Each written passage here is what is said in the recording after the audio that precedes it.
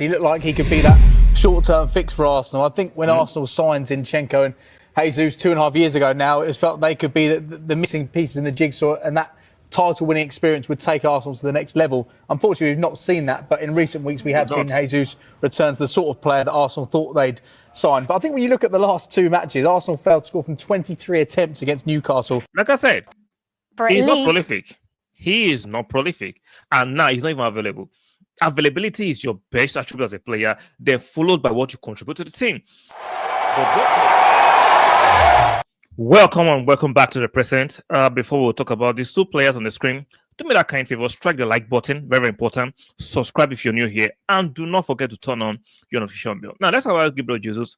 It has been confirmed on the Arsenal website that he has sustained an ACL injury. Are we surprised? Not really surprised. Looking at the visuals we saw during the game against Manchester United, the screams, the way he was holding his hand, you could tell it was something excruciating, something serious. Arsenal has confirmed he has sustained an ACL injury, so it's out for the rest of the season. Zinchenko too, always injured. See, when we bought both Gabriel Jesus and Zinchenko from Man City, now some of you argue, but we knew they had a bit of an injury record. Yes, most players are not injury free. There are only few players that are injury free, but the said injury record was not as horrible, as frequent, as often as what we are seeing at Arsenal. Let's be fair.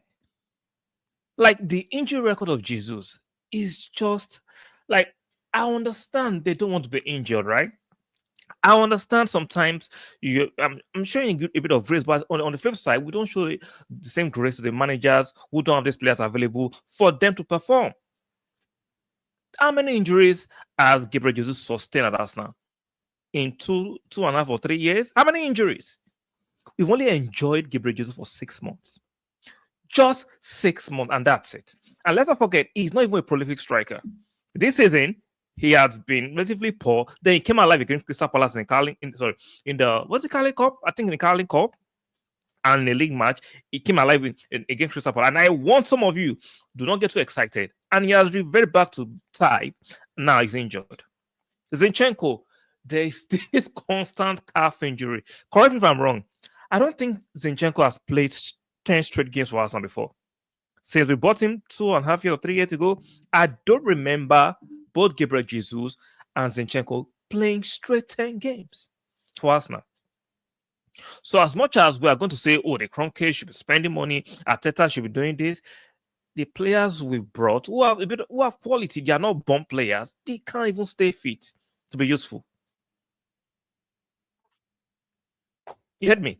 They can't even stay fit. Now, let's listen to the report on Sky Sports talking about the injuries of Gabriel Jesus. Fair use. You can watch the full video on Sky. Let's listen to what they have to say regarding the season. Injury. I mean, James, we spoke about it, we touched on it a little bit, but for Gabriel Jesus to have got back in the Arsenal side, to be playing well, scoring goals, timing is everything in football, and this just feels like such bad timing, not just for the player, but for the club as well. Yeah, he looks in such brilliant form in those games against Crystal Palace. He looked like he could be that short-term fix for Arsenal. I think when Arsenal signed Zinchenko and Jesus 2.5 years ago now, it felt they could be the missing pieces in the jigsaw, and that title-winning experience would take Arsenal to the next level. Unfortunately, we've not seen that, but in recent weeks we have seen Jesus return to the sort of player that Arsenal thought they'd sign. But I think when you look at the last two matches, Arsenal failed to score from 23 attempts against Newcastle. Like I said, he's not prolific.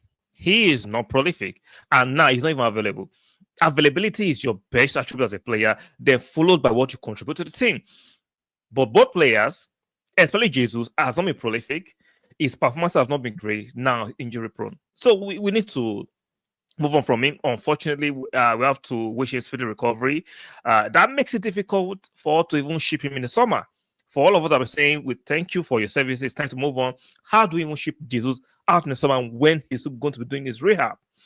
So he's dicey. For Zinchenko, there are rumors that Dortmund are interested. I think we should take that deal. Loan with obligation to buy, please take it as quick as possible. Shout out to Zinchenko. He has actually played more games than Jesus in context. He has contributed a bit more, but both players for me have been monumental flop. Considering the fact that Arsenal fans are quick to call Pepe a flop, right? We are quick to say Pepe is a flop. Pepe has been more productive than these two fellas.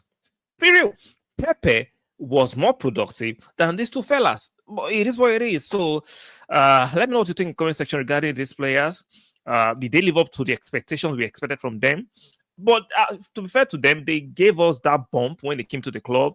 Their first few matches were playing well, but in terms of getting value for money, the investment that's not invested in terms of wages and transfer fee, I think this is poor. There's poor return on investment on both players. They've not given us what we expected from them. They've not pushed the team to the level. We've not won anything substantial during the acquisition. So it is what it is. Let me know what you think in the comment sections. Like the video, very important. Subscribe if you're new here, and do not forget to turn on your notification bell. And I'll see you guys in the next one.